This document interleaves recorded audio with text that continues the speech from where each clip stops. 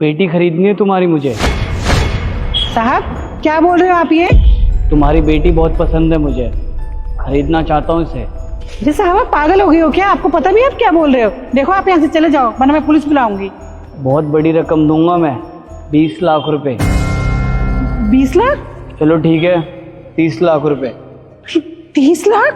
अच्छा ठीक है ना, आपकी ना मेरी, फाइनल मैं 40 लाख रुपए दे दूंगा। हाँ ठीक है ठीक है। माँ मैं बेटी हूँ आपकी। अच्छा मेरी बेटी है तू, सौतेली बेटी है तू, बोझ बन के मेरे सर पे बैठी है और मैं बात कर रही हूँ ना, चुपचाप खड़ी रह।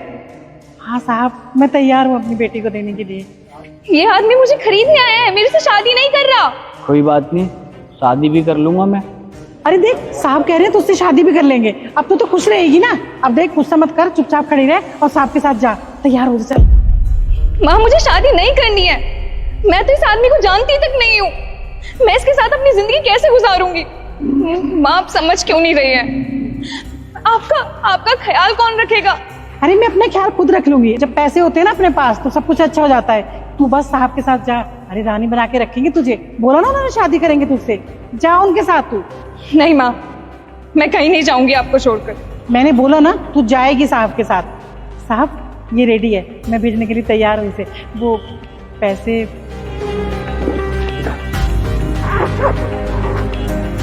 ये लो, पूरे 40 लाख रुपए।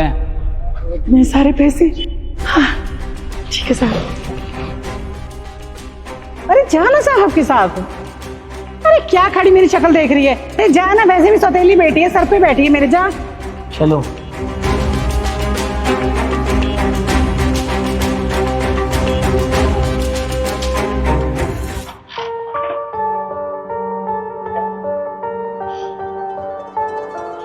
आज से ये तुम्हारा घर है।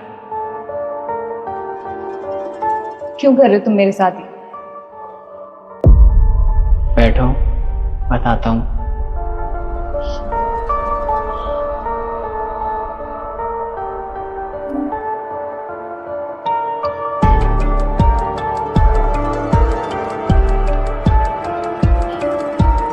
हाँ बताओ, क्यों किया तुमने ऐसा? सही बताऊं तो वो जगह तुम्हारे लिए नहीं थी। अच्छा, तो तुम मुझे बताओगे कि मेरे लिए कौन सी जगह सही है और कौन सी नहीं? वो इंसान मुझे बताएगा जिसने मुझे 40 लाख रुपए में खरीद लिया। अरे जिसने मेरा दाम लगाया है, एक बेटी को माँ से अलग किया है। क्या कहा? माँ? अरे जिसे तुम माँ समझती हो ना, वो तुम्हें कभी अपनी बेटी नहीं समझती। मतलब ये, अगर आज तुम्हें मैं यहाँ लेकर नहीं आता ना, तो तुम्हारी माँ चंद पैसों के लिए किसी शराबी को बेच देती तुम्हें। ये क्या बोल रहे हो तुम? मैं जो बोल रहा हूँ सच बोल रहा हूँ। कुछ दिन पहले मैं तुम्हारी दुकान पर चाय पीने आया था और मैंने अपनी कानों से सुना था वो तुम्हें किसी शराबी को बेच देती, और मैं कभी ये होने नहीं देता। होने नहीं देता? क्यों? लेकिन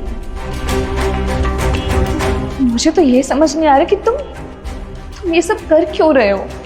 क्योंकि मैं तुमसे प्यार करता हूँ, और मैं मानता हूँ मेरा तरीका थोड़ा गलत था, लेकिन मुझे पता था तुम्हारी माँ पैसों में बिक जाएंगी। फिर मुझे जो सही लगा मैंने वो किया, क्योंकि उन्हें पैसा चाहिए था और मुझे तुम। इतना प्यार करते हो तुम मुझसे कि तुमने मेरे लिए मेरी माँ को 40 लाख रुपए दे दिए?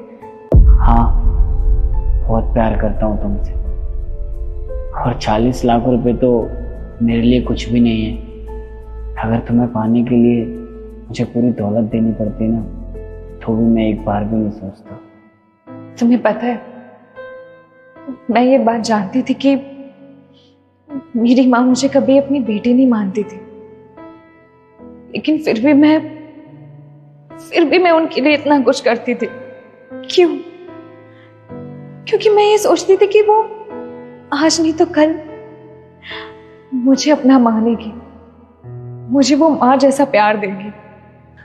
लेकिन उन्होंने मेरी कीमत लगा के ये साबित कर दिया कि वो कभी मेरे प्यार के लायक ही नहीं थी। आज एहसास हो रहा है कि मैंने कितने गलत इंसान पे भरोसा किया था। मैं सच बताऊं तो मुझे नहीं पता कि मैं तुम्हारा शुक्रिया अदा कैसे करूं। तुमने तो पराया होकर भी मेरी कितनी मदद की। और एक मेरी माँ थी जिसे मैं इतना अपना मानती थी, उन्होंने ही मुझे कभी अपना नहीं माना। अच्छा परेशान मत हो, मैं हमेशा तुम्हारे साथ हूँ। लेकिन मुझे आप एक बात बताइए, आपने मुझ जैसी मामूली लड़की को ही क्यों चुना? आप तो इतने अमीर हो, आपको तो और भी सुंदर सुंदर लड़कियां मिल सकती थी, फिर मैं ही क्यों? क्योंकि जो लड़की ये जानते हुए कि उसकी सौतेली माँ है, उसके लिए इतना सब कुछ कर सकती है, तो सोचो शादी के बाद वो मेरे लिए कितना कुछ करेगी। लेकिन माफ करिएगा, मुझे आपसे प्यार नहीं है। कोई बात नहीं, मैं इंतज़ार करूँगा और टेंशन मत लो, मैं शादी तुम्हारी मर्जी से करूँगा, कभी तुम्हें फोर्स नहीं करूँगा। और हाँ, वो तुम्हारा रूम है, उसमें तुम्हारी ज़रूरत का सारा सामान मिल जाएगा, जो भी तुम्हें चाहिए होगा।